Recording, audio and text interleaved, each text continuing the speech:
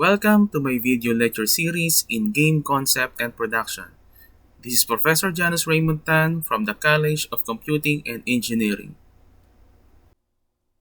For this video lecture, we will cover the topics about stories and games. Throughout this video, we will discuss what is a story, what makes a good game story, what are the elements of a video game narrative, the three works in particular that tell us how to make useful stories that apply directly to games. Stories and games have always had an uneasy marriage. From the beginning, designers have written stories into their games, giving the player a fixed beginning, a narrative path to follow, and a preset ending. At the same time, many players flock to games because of their lack of narrative structure. A game experience is a chance to create a story, not to submit oneself to a designer's unpublished novel. Up until this point, we have talked about games from a purely ludological viewpoint. That is, we have looked at games as a system of rules, with the implicit assumption that the rules are the game and that a narrative of any kind is just window dressing. Any word with the root lud or ludo is referring to games. The root is Latin for play. We use words like ludology and ludography and ludic because everything sounds more distinguished if you say it in Latin. But this is not entirely true. As mentioned, when we talk about kinds of decisions, some player choices may have absolutely no meaning within the game system, and yet they are still meaningful because they are emotionally charged. Those of you who play tabletop role-playing games are probably more keenly aware of this. Think of the most interesting play session you've ever had. You're probably not thinking of a die roll or an interesting strategic decision that a player made in combat. You're remembering something dramatic, emotional. You remember the story, not the die rolling. In this video lecture, we will look at these works and their effect on game design. We will build up a set of guidelines for how to tell a good story within a game. And then, at the end, we will tear it all down again. What is a story? Story gives context, it gives a mission, a purpose, it gives what you are creating meaning. Without a story, what do you have? Some visuals, perhaps. Some characters with no direction. The characters only make sense in the context of story. In other words, the story is what makes the game make sense. Story can be communicated in various ways, not just words. It's the mission of the player is on, then why, the what for, is the characters who work with or against the player. It is what the game looks like, what it sounds like, and every detail about it. The journey through the story may not be linear. Games often offer branching options, which can be thought of like forks in the road. Go one way, you find a castle and dragons. Go the other, you encounter unicorns and rainbows. And it is the player who chooses their path. But you, the story creator, choose the map of possibilities. Put another way, the player gets to choose what to eat, but the writer or game designer is responsible for choosing the menu. Games with story, or at least games with a good story, offer progression through a world, a situation, and offer intrigue, wanting to find out what's next, keeps the player engaged. What makes for good stories? Game designers often reference three works in particular that tell us how to make useful stories that apply directly to games. If you're curious, these works are Poetics by Aristotle, The Hero with a Thousand Faces by Joseph Campbell, Story, Substance, Structure, Style, and the Principles of Screenwriting by Robert McKee.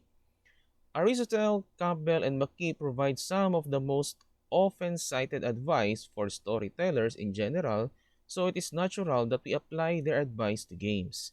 In games, identification between the player and their characters, avatars, tokens, and so on is a common way to get players to be emotionally engaged within the game. As you are designing a game, think about this and how else you can get emotional investment from players. In this video lecture, we will look at these works and their effect on game design. We will build up a set of guidelines for how to tell a good story within a game. And then at the end, we will tear it all down again. Remember that there is a difference between the embedded narrative that the story writer creates and the emergent narrative that arises from gameplay. Think about which is more important in each game that you make and how you can make it stronger. There are so many features of a good video game: the combat, the world, the mechanics, the interactivity. But these features aside, what what makes a good video game story? Just like with any storytelling medium out there, there is no secret formula to what makes a good video game story. One video game can have turn-based combat, last over 100 hours, and have zero choices for the player to make, whereas another game can be 20 minutes long and have nothing but choices. This doesn't even account for preferences, which always dominate what we believe makes a good story, no matter the medium. Some people can't stand a game that is all story. They want exploration and time to pursue random side quests or odd jobs, whereas others would be okay if video games didn't have combat at all. Despite all these differences, there remains one element that every video game has and must consider: the player character dynamic. No matter your preferences, a good video game keeps in this unique dynamic in mind, the dynamic that says both of you, the player and the main character, are one, so no matter what, you cannot allow the main character to do something the player does not believe they would do. In other words, the player is playing a video game versus watching a movie because they want to feel they have control, and every good game story gives the player that sensation even if there aren't any choices to be made or no visible story to follow. The two elements of any good game narrative are the player character dynamic, interactive space for player to explore. While we've already discussed the player character dynamic, to dive into a bit further, this dynamic ensures that the player never has a moment when they think to themselves, wait, my character wouldn't do that, which is often why second person is prose hardly works. A good video game story understands that balance even if their main character has a distinct personality, like Aloy in Horizon Zero Dawn. Sure, she may have certain traits that are unlike the players, but she never refers to instances that the players aren't aware of or speaks of things in her past they didn't already know about. This is often why many video games rely on the crutch of amnesia, something to avoid. For the most part, it makes the player character dynamic easy. In addition to the strong player character dynamic, there is also interactivity. How interactive the game and story can be varies, but every video game story must offer some form of interaction. Otherwise, it's a movie, albeit a very long one. This interactivity comes in many different forms. In Persona 5, it can be something like choosing to water plants versus watching TV, or it can be exploration of an entire world like it is in Skyrim, where every item can be touched and picked up. Though this element may not be the first thing you think of when writing a story, it is just as important to remember when writing your video game script as the player character dynamic. What is art? Dictionary.com defines art as the quality, expression, or realm according to aesthetic principles of what beautiful, appealing, or more than ordinary significance. By that definition, a game with lots of eye candy or a game that is more than just a game for any reason can be considered art. Poetics by Aristotle. A lot of words were different in Aristotle's time than how we can use them today. Poetics is not about poetry, but about how to write tragedy. Tragedy, as Aristotle used the term, did not mean a story with a sad ending, but rather a story that is serious and lifelike. A story devoid of the supernatural and fantastical, which he referred to as comedy. However, one thing that hasn't changed in all this time is that there is still a lot of really bad writing. Aristotle may not have been the first to notice, but he was certainly one of the first to actually do something about it. He wrote about how to write a decent story. If a lot of his advice sounds familiar, it is because it is often repeated in writing classes, even at the elementary school level, although Aristotle may or may not be credited for the idea in any given class. For example, have you ever had that stories should have a beginning, a middle, and an end? That was from Poetics. It is a reminder that there are different parts to a story and that the writer should be aware of how it all fits together.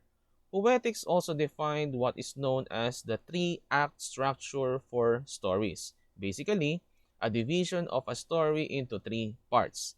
In the first part, something happens to set the events of the story in motion. In the second part, which tends to be the longest, the protagonist tries to deal with the events as they happen. In the final part, the resolution is reached. One important thing that Aristotle really hammered on in that each scene should follow the previous ones with a logical cause and effect relationship. Weak writing goes like this: X happens, then Y happens, then Z happens. Stronger writing is more like this: X happens, and because of that Y happens, and because of that Z happens. This cause and effect rule is even more restrictive when it comes to the protagonist. When bad things happen to the main character, it should not be random. It should be caused by that character's understandable human action, and it should follow as a plausible and inevitable effect of that action. This makes the audience pity and empathize with the hero because we can see the human's weakness, we can understand why the character did what he did, and yet we also see that it causes his undoing. This explains why Aristotle really hated when or what was called deus ex machina, that is, an ending where everything is suddenly made better through no fault of the main character. For example, and just as the main character was about to die, he woke up, he realized it was all just a bad dream. The end. In deus ex machina, the hero is not the cause of the ending. The main character is not in control of the story. Applying this to games, it becomes clear why it's sometimes so frustrating when, for example, a character in a video game dies during a cutscene. The only time the player doesn't have any choice, that the one time when the main character is not in control, is the one time when plot advances.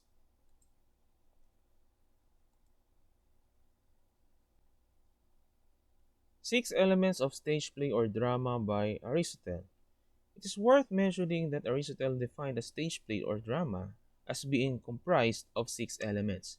We have similar elements in games with a strong story component: plot, the narrative that describes what actually happens; the theme, what does it all mean, why does it happen; the character, as in a single role within the story; the diction, the dialogue and also the actor's delivery of that dialogue; the rhythm, this does include rhythm in the sense of music, but also the natural rhythm of human speech; and spectacle. This is what Aristotle called the eye candy or special effects of his day. He often complained that too many plays contained all spectacle and nothing else. Sound familiar? Story by Robert McKee. Story is essentially a retelling of poetics, but made specific to screenwriting for movies. Story is not about formulas. It's all about forms. You do not create a story by following a template. However, by understanding the common links between different stories, you can make one that is unique. All stories have this form. The protagonist has a goal, which is created by an inciting incident. The protagonist tries to reach the goal, but a gap that is some kind of obstacle or not necessarily a literal gap opens up and prevents the immediate achievement of the goal. The protagonist attempts to cross the gap. Either the gap widens and they are unable to cross, or they do cross the gap but new gap appears. This cycle of gap crossing continues until the protagonist either finally completes the goal or is prevented from completing the goal in an irreversible manner. In a typical three-act structure, there are two reversals or new gaps that happen between the acts. Stories are, at their heart, about change. Even or every scene should change something or have something unexpected happen. If a scene has the characters in the same state at the end as it was in the beginning, that's a sign that you should remove that scene. Think of it this way. If you were to convert your life into a 2-hour movie, would you waste any screen time on your day-to-day maintenance tasks? Or would you only show the times when something big changes in your life and allow audience to assume that these things are carrying on normally in between? Notice how nicely this dovetails with games. Games are about decision making, which causes a change to the game state. Games rely on having an uncertain outcome, and it is only at the very end that a goal is attained or lost in an irreversible manner. It is not surprising then that some games have very strong emergent stories that arise from a particular play experience. Another interesting McKee talks about is the difference between what he calls character and characterization. The things we normally think of when we define a character are superficial data. Favorite food, blood type, hair color, and so on. McKee calls these characterizations. Character is what defines the person, used in the sense of this activity builds character or she has a strong moral character. What McKee says is that character can only be revealed by putting a person in opposition.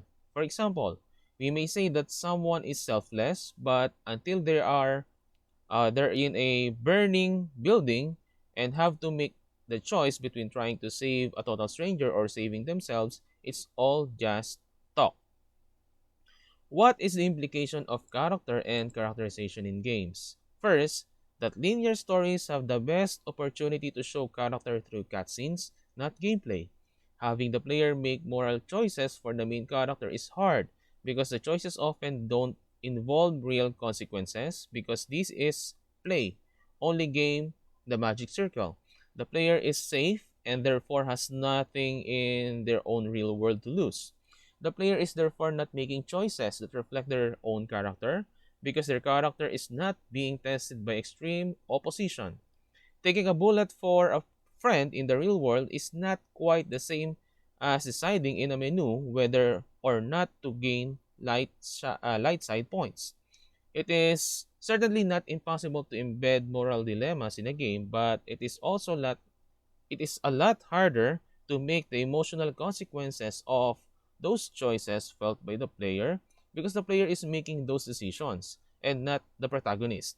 It is therefore much easier to show strong character when the player is not in the control of the story. But of course, that also makes it less interactive and thus less like a game. And this is one reason why storytelling in games is hard. The Hero's Journey by Joseph Campbell. Joseph Campbell spent a lot of his time studying myths, legends, and hero stories and finding the similarities between and differences between them. He found that most myths follow a common structure, which he called the monomyth or the hero's journey. It is a specific kind of story that therefore more specific than Maki's story description, because many games put the player in the role of a hero This is obviously useful to know. The hero's journey goes something like this. The hero starts off a commoner in a common world, and this normal world is established. The hero receives a call to adventure. The hero may decide to follow the call or to ignore it. In the latter case, new events then force the hero to follow the call anyway. The hero starts their journey and encounters the first barrier. There is often a guardian that must be overcome or must be overcome to proceed. The hero then moves through the barrier into a new, darker world. They follow a trail of trials, each more difficult than the last. Along the way, the hero grows not just in the experience, points, and level sense, but in the coming of age sense. The hero becomes a better person. They become, well, a real hero. Eventually, the hero encounters the final evil and is able to overcome it. The hero claims the prize. The hero starts returning to their world. Along the way, they encounter the final barrier. Finally, the hero returns to the common world. The world may be the same, but the hero has changed. You may recognize this structure in many hero stories, and Campbell's book goes into detail about why each of these things happen, what it symbolizes, and what it says about our values as a society. In short, hero stories are about what a particular culture sees as the ideal set of ethics and values, and the hero character embodies and demonstrates these things. Now, you might be tempted to use this as a formula. Get a list of archetypes with a checkbox next to each, and presto, you now have a suitable story. Unfortunately, it's not that easy. As McKee says, stories and hero stories are included in this are not about formulas, but forms. The purpose here is not to follow the monomyth blindly. What use is it then, if we cannot use this to make a story? I think the most important thing to take from this is to be aware that what of the common story forms are, so that you can follow each step or not as appropriate to your own story. But it is important to do so deliberately and not just because Campbell said so. Note that not all games follow this structure, especially games where you play an anti-hero. In summary, we could say that stories gives context, it gives a vision, a purpose, it gives what you are creating meaning. The story is what makes the game make sense. Story can be communicated in various ways. It's not just words. There is no secret formula to what makes a good video game story. The works of Aristotle, Robert McKee, and Joseph Campbell tell us how to make useful stories that apply directly to games. That's it for now. Thank you for watching and hope you enjoyed this video. For inquiries, feel free to post your questions in our group chat. In our next video, we will discuss all about non-linear storytelling. Don't forget to visit the links in the references section for more information about this lesson. See you in the next video.